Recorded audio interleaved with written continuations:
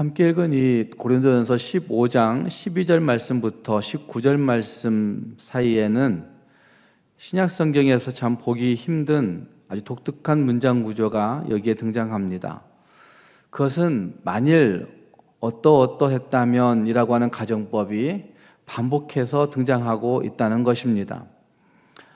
17절 말씀에는 만일이라고 하는 말이 없지만 원어에는 만일이 있는 것을 보면 이 12절 말씀 이하 13절 말씀부터 17절 말씀까지에 계속해서 만일이라고 하는 단어가 등장하고 만일 어떠했으면 이라고 하는 구조로 13절, 14절, 그리고 15절, 16절, 17절, 그리고 19절 말씀에 계속해서 등장하고 있는 형태를 볼 수가 있는 것입니다.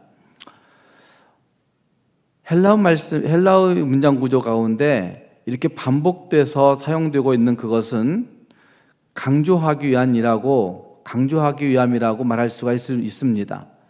또한 이중부정이 강한 긍정을 나타내고 있는 것이기 때문에 만약이라고 하는 말을 써서 예수님의 부활이 더할 나위 없이 분명하다, 분명히 사실이다, 실제적이다 라는 사실을 강조하고 있는 구조가 이 고린도전서 15장 말씀에 나타나고 있는 것입니다. 죽은 지 사흘 되던 날 아침 하나님께서 예수님을 살리셨습니다. 죽음 가운데서 예수 그리스도를 일으키신 것입니다.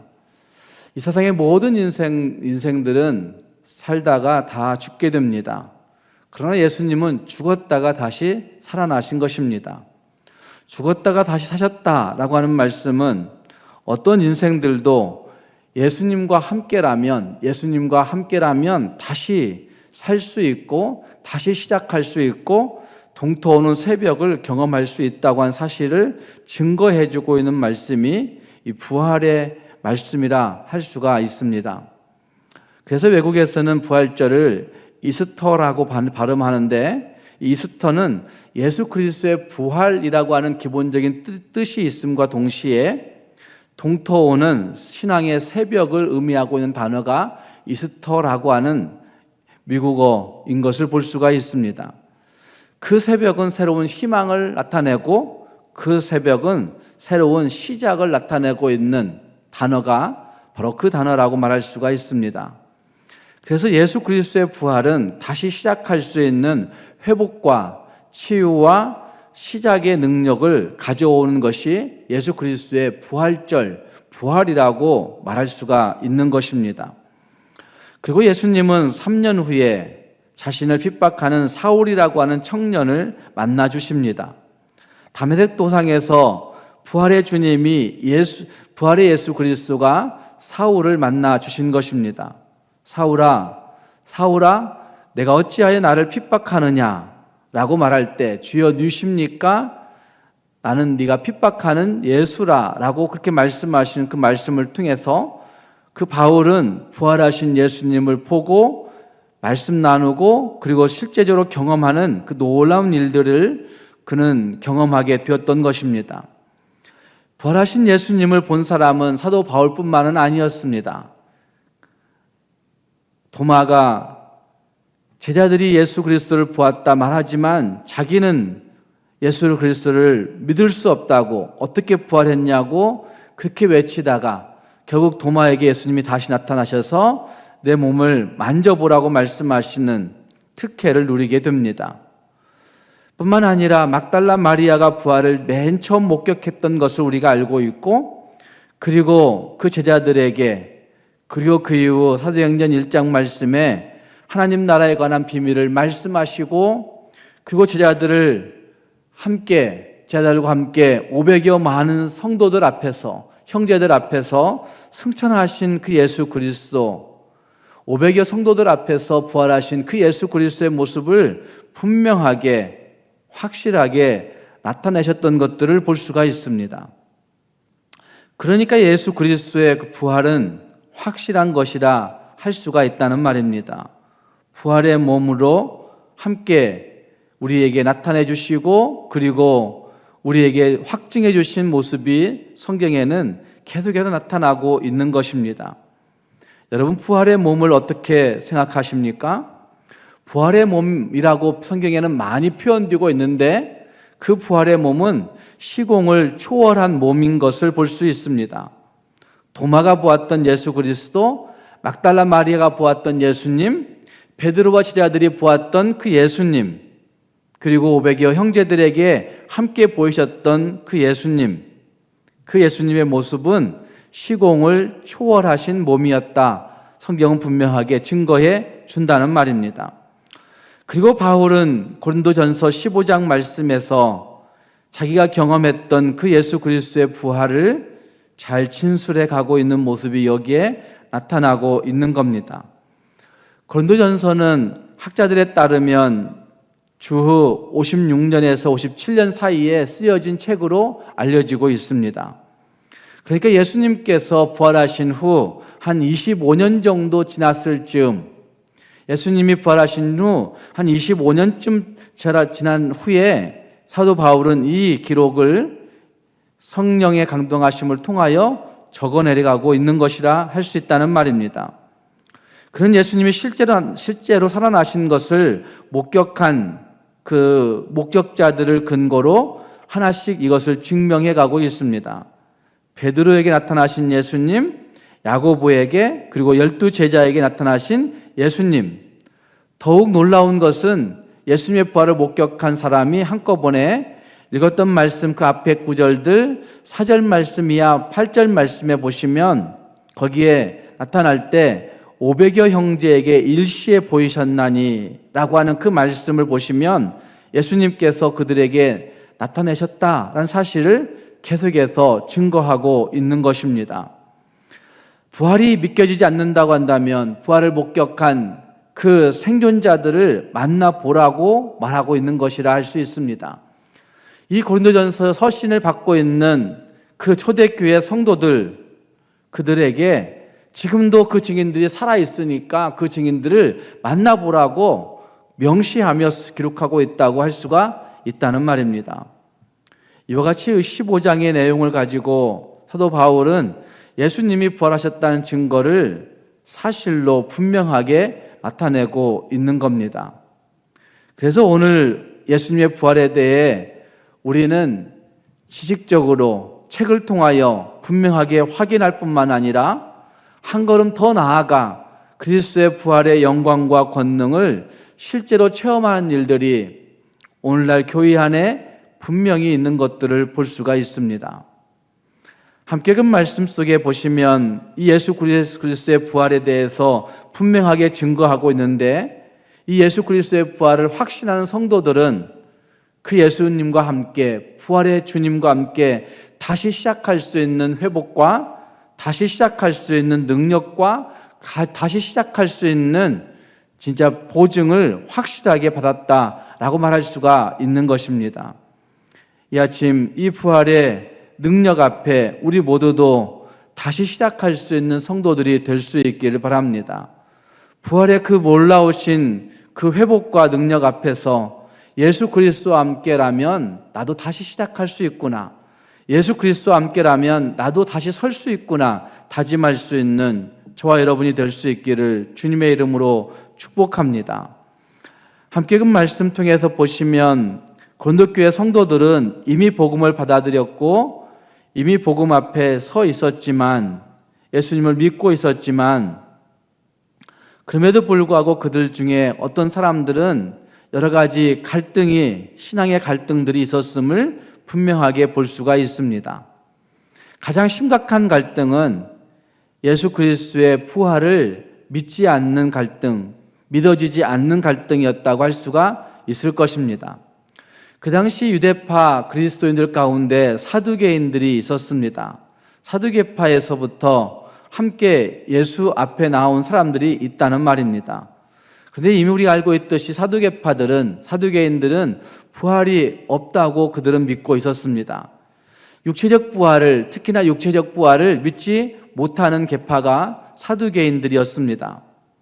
뿐만 아니라 또한 그 당시 헬라 철학이 난무한 시대를 우리가 살고 있었었는데 헬라 철학이 난무한 그 헬라파 그리스도인들은 헬라 철학이 가져다 준 영혼 불멸설에 의해서 육체가 사멸해도, 육체가 죽어도 영혼은 아무런 영향을 받지 않는다라고 하는 생각들을 그들이 가지고 있었습니다. 그렇기 때문에 초대교회 안에서 아무리 성경이 이렇게 말씀하고 있다 이야기해도 그들은 세상이 가져다 주고 있는 가치관에 의해서 부활을 믿지 않는 사람들이 그 안에 섞여 있었다고 하는 사실을 분명하게 말해주고 있는 겁니다. 그래, 육체가 끝나면 영혼은 여전히 남아서 구천을 떠돌고 있어 라고 하는 생각을 아마 한국 사람들도 너무나 많이 하고 있는데, 그 영혼 불멸 사상이 지금 우리에게도 여전히 다가오고 있다는 사실들을 볼 수가 있다는 말입니다. 오늘날 아마 복음주의 교회 안에서도 참 많은 사람들이 신앙생활이라고 하는 것을 이 교회 안에서 하고 있습니다. 그러나 은근하게 이런 식의 어떤 세상적인 철학과 세상적인 관점들을 가지고 교회 안에서 잘못된 신앙의 독소들이 들어와 있는 것들을 부인할 수가 없습니다. 그래서 건강한 신앙생활들을 하지 못하는 사람들이 교회 안에 참 많아지고 있는 것들을 볼 수가 있습니다. 은근히 의심하는 사람들이 많이 있습니다. 정말 예수님께서 부활하셨을까? 정말 예수님의 부활이 우리에게 다가올 수 있을까? 어쩌면 누구에 이끌려서 교회를 나오고 있는 사람들은 참 많이 그렇게 생각할 겁니다. 아내 따라 어쩔 수 없이 교회 나온 남편들, 또 어쩔 수 없이 부모들의 신앙 따라서 어쩔 수 없이 교회 나와 있는 청년들, 우리 집안이 그냥 예수 믿는 집안이니까 그냥 어쩌다가 교회에 나와 있지만 진짜 예수님의 부활이 내게서 확실한 것일까? 예수님 부활했으니까 나도 진짜 죽음에서 부활하는 날이 있을 수 있을까? 스스로 믿고 싶지 않는 그런 모습들, 이거 진실 게임 아니야? 이런 식으로 이야기하는 사람들이 오늘날 교회 안에 얼마든지 있을 수 있다는 말입니다. 성경은 그렇게 말씀하십니다. 그렇지 않다고. 부활은 진실 게임도 아니고 환상도 아니고, 똑같은 시간에 일시에 500명이나 보았다는 사실은, 그거는 정말 확실하다는 사실을 우리에게 증거해주고 있다고 성경은 우리에게 말해주고 있는 것입니다. 사랑하는 여러분, 부활의 주님을 목격한 그 증인들처럼 우리도 예수 그리스도의 부활을 확신하며 예수 그리스도와 함께 그 부활의 능력 가운데 설 수 있는 우리 모두가 되어야 될 것입니다. 함께 읽은 말씀 13절 말씀부터 16절 말씀까지에 잘 보시면 부활의 본질에 대해서 분명하게 7번씩이나 이야기하고 있는 말씀이 거기에 등장하고 있습니다. 13절 말씀에 만일 죽은 자의 부활이 없으면 그리스도도 다시 살아나지 못하셨으리라. 그리스도가 살지 못했을 것이다 라고 얘기하고 있고, 14절 말씀에서는 부활이 없다면 우리의 전파하는 것도 헛것이다 라고 말씀하고, 또 너희의 믿음도 헛것이며 라고 말씀하고 있습니다.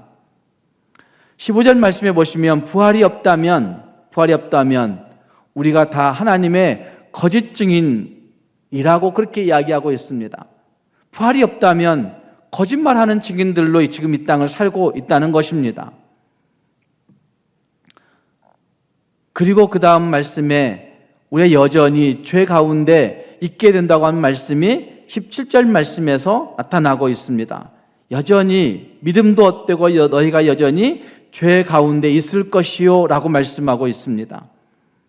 그리고 18절 말씀에 보시면 부활이 없다면 그리스도 안에서 잠자는 자들은 끝나는 것이라고 그렇게 말하고 있습니다. 그리스도 안에서 잠자는 자도 망하였으리라. 이 말씀이 오늘날 우리가 쓰고 있는 사망했습니다. 사망을 선언하는 일들 가운데 있습니다. 사망, 죽어서 망했다, 죽어서 끝났다, 이런 뜻이죠. 아마 이것이 헬라 철학에서부터 오는 모습이라고 얘기할 수가 있을 겁니다. 그리스도 안에서 잠자는 자는 망하였다, 이 말이 지금 죽은 자들은 망하였다, 죽어서 끝난 겁니다. 망한 겁니다. 그리고 19절 말씀에서는 더욱 불쌍한 자라고 그렇게 이야기하고 있는 말씀이 거기에 등장합니다. 부활이 없다면 어떻게 되는 것인가 하는 말씀이 13절 말씀부터 여기 19절 말씀까지 해서 거듭거듭 7가지로 나타나고 있다는 말입니다. 우리의 믿음은 어디에 기초를 두고 있는지 생각해 볼 수 있기를 바랍니다. 부활을 의심하는 성도들을 향하여 사도 바울은 부활이 없다면 그리스도도 살지 못하고 우리의 전파하는 것도 헛것이고 우리의 믿음도 헛것이고 너희가 다 거짓말하는 거짓 증인들이고 그리고 너희가 여전히 죄 가운데 있는 것이고 그리고 그리스도 안에서 잠자는 자들도 망한 것이고 그리고 우리가 가장 불쌍한 사람이라고 그렇게 말하고 있다는 말입니다. 바울이 전파하는 핵심 포인트는 여러분 뭐라고 생각하십니까? 적어도 고린도전서 15장에서 말씀하고 있는 사도 바울의 복음 전파의 핵심은 예수님의 십자가, 예수님의 부활에 있다고 한 사실을 분명하게 말씀하고 있다는 말입니다. 바울이 전파하는 내용, 그 핵심이 무엇이냐고 묻는다면 그 핵심에는 예수 그리스도의 부활이 반드시 있다, 분명하게 있다. 그거 없으면 껍데기다. 그거 없으면 헛것이다. 그것 없으면 너희도 여전히 거짓 증인이다. 이렇게 말하고 있는 모습이 거기에 나타나고 있다는 말입니다. 너희가 믿고 하는 그 모든 것, 그 믿음 다 헛것이야. 이렇게 표현하고 있는 모습이 거기에 있다는 말입니다. 여러분, 우리가 믿고 있는 믿음의 가장 중요한 부분은 어떤 부분이십니까? 여러분이 진짜 믿고 있는 여러분의 믿음의 가장 핵심 포인트는 어디에 있는 것입니까? 이 세상에 있는 것입니까? 이 세상의 물질에 있는 것입니까? 이 세상에 있는 것들, 거기에만 우리의 초점이 담겨져 있는 것입니까? 그렇다고 한다면 우리의 믿음은 고린도전서 15장의 말씀대로 할 때 헛것입니다. 헛것 믿고 있는 겁니다.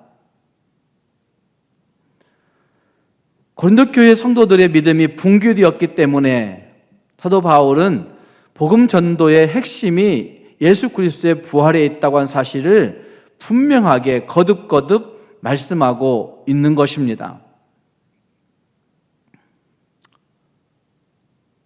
마태복음 28장 19절 말씀, 20절 말씀을 우리가 너무나 잘 알고 있는데 19절, 20절 말씀에 그런 말씀하고 있습니다. 부활하신 그 예수님이 너희들에게 이렇게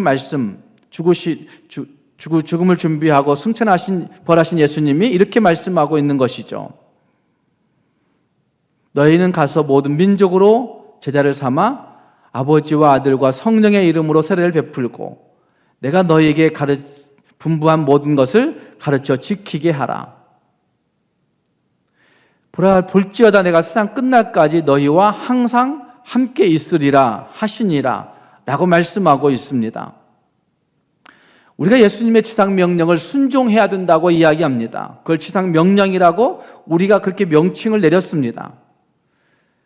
예수님의 지상명령이 우리의 순종과 섬김으로 이어지는 이유는 여러분 무엇이라고 생각하십니까?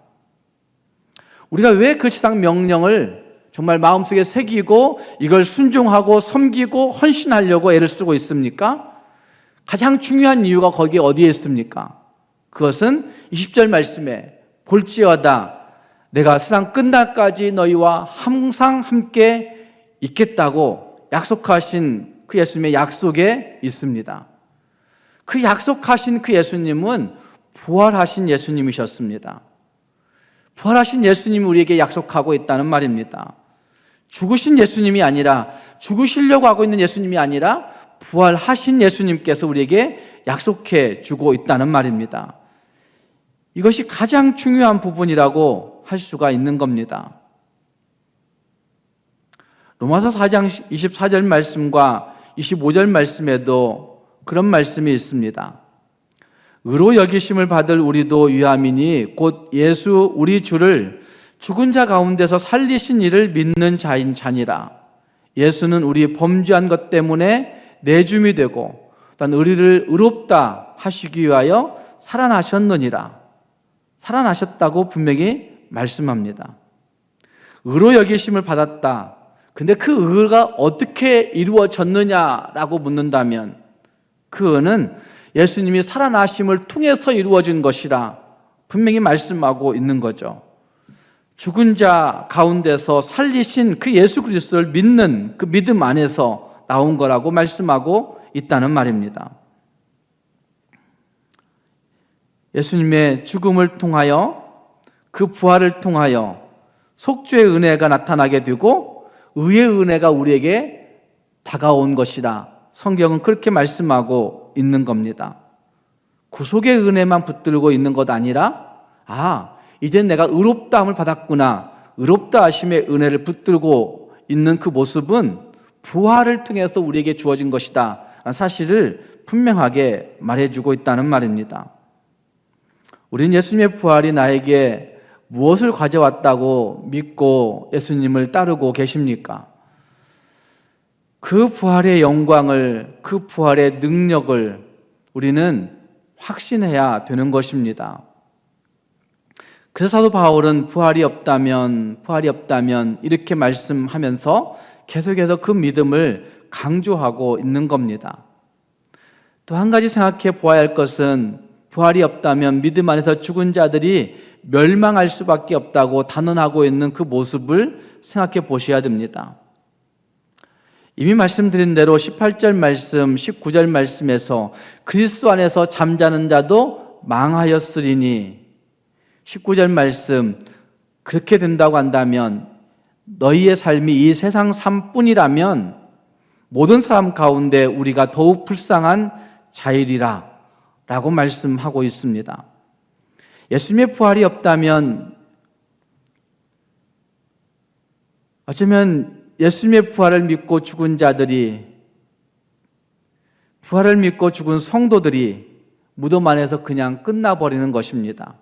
영원한 멸망, 정말 죽어서 망한 그냥 그것이 끝입니다. 그렇다고 한다면 예수님의 재림도 없는 것이고 성도들의 부활도 없을 것이고 오직 영원한 멸망밖에 없다고 하는 사실을 여기 19절 말씀이 거듭 말하고 있는 겁니다. 우리가 죽는 순간 우리의 영혼이 어디에 있다고 생각하십니까? 여러분이 죽으면 여러분의 영혼은 어디로 가는 겁니까? 우리의 죽음, 우리의 육체는 어디로 가는 겁니까? 그러면 확신하십니까? 우리의 육체는 흙으로 돌아가는 것이죠. 그래서 장례식 때마다 누차 계속해서 이야기하는 거죠. 흙으로 돌아가라 하셨기 때문에 돌아가신 거예요. 육체는 흙으로 가는 겁니다. 그러면 영혼은 어디로 가는 겁니까? 죽음의 그 순간, 그때 우리의 영혼은 어디로 가는 겁니까? 우리 영혼은 주님이 받아주시는 거죠. 주님이 안아주시는 거죠. 주님 품속에 안기는 것이라 성경은 분명하게 말씀하고 있다는 말입니다. 부활의 날에 그 주님의 품에 안긴 영혼과 육신의 부활이 주님의 영체와 같이, 주님의 거룩한 성체와 같이, 영광스러운 영체와 같이 다시 부활하게 된다고 말씀하신 말씀이 성경에 계속해서 반복적으로 중요하게 분명하게 말씀하고 있습니다. 그런데 만약 부활이 없다면 흙으로 돌아간 것은 끝나버렸고 얼마나 인생이 비참한 인생이 되어버리는 겁니까? 예수님의 부활이 없다면 정말 우리가 이런 생고생이 없을 것입니다. 물론 그냥 기쁨으로 주 앞에 나오시지만 사실 남들이 볼 때 주일마다 교회 나와서 예배하고 그리고 새벽마다 주 앞에 나와서 기도하고 그리고 몸으로 헌신하고 물질로 헌신하고 재능으로 헌신하고 세상 사람들이 볼 때에 그것이 정신 나간 것 아닙니까? 그래서 사도 바울이 고린도 교회 성도들에게 그렇게 말하고 있는 거죠. 만일 부활이 없다면 너희 믿음이 헛것이고 정말 우리가 망한 것이다 더욱 불쌍한 자다, 이렇게 말하고 있는 것이라 할 수 있다는 말입니다. 손영원 목사님은 돌아가실 때 세 가지의 선포를 했다고 합니다. 나는 예수님을 믿는다. 나는 하나님을 믿는다. 나는 주님 나라를 믿는다. 라고 그렇게 선포를 했다고 합니다. 그 세 가지의 선포를 들은 공산군들이 굉장히 기분이 나빠서 손영원 목사님이 그렇게 외치시는 그 입을 개머리판으로 찍어내렸다고 합니다. 그래서 손영원 목사님의 이가 다 으스러져서 빠졌다고 합니다. 깨졌다고 합니다. 그때 손영원 목사님은 영광스러운 예수 그리스도의 모습을 내가 눈으로 내가 본다고 그렇게 외쳤다고 이야기합니다. 이와 같은 비참한 고통들이 1세기의 초대교회 성도들에게는 다반사의 모습이었습니다. 화형대의 이슬로 사라지고 사자의 입에 찢겨지고 그리고 온갖 종류의 카타콤 밑에서 그 고생들이 예수 그리스도의 부활이 없다고 한다면 다 것이다. 이 세상에서 진짜 생고생한 것이다. 이렇게 말하고 있는 모습이 거기에 있는 겁니다. 빌립보서 3장 4절 말씀부터 9절까지에 이런 말씀을 합니다.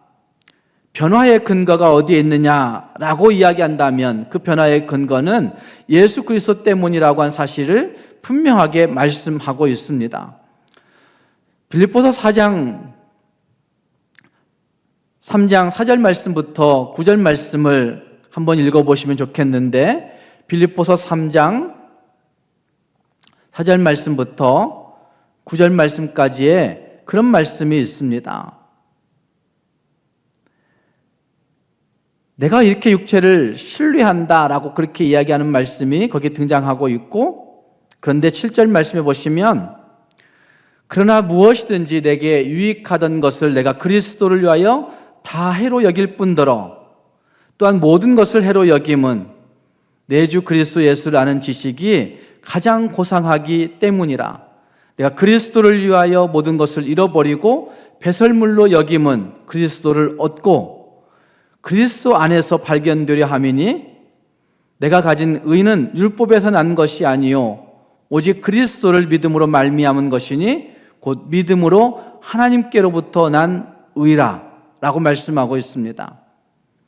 그리스도를 위하여 해로 여기고 그리스도 예수라는 지식이 가장 고상하고 그리스도를 위하여 모든 것들을 잃어버리고 배설물로 여기고 그걸 통해 그리스도를 얻고, 그리고 그 다음 말씀 그리스도로 말미암아 내가 믿음을 가졌다 이렇게 얘기하는 말씀이 9절 등장하고, 그리고 10절 말씀에 11절 말씀, 10절 말씀, 11절 말씀을 같이 읽어보겠습니다. 시작. 내가 그리스도와 그 부활의 권능과 그 고난에 참여함을 알고자 하여 그의 죽으심을 본받아 어떻게 해서든지 죽은 자 가운데서 부활에 이르려 하노니, 내가 어떻게 해서든지 그리스도의 죽음 가운데 부활 가운데 이루고 싶다 이렇게 얘기하고 있는 거죠. 그분만 따를 수 있다면 나는 그 마지막 날 부활의 기쁨에 참여하고 싶습니다.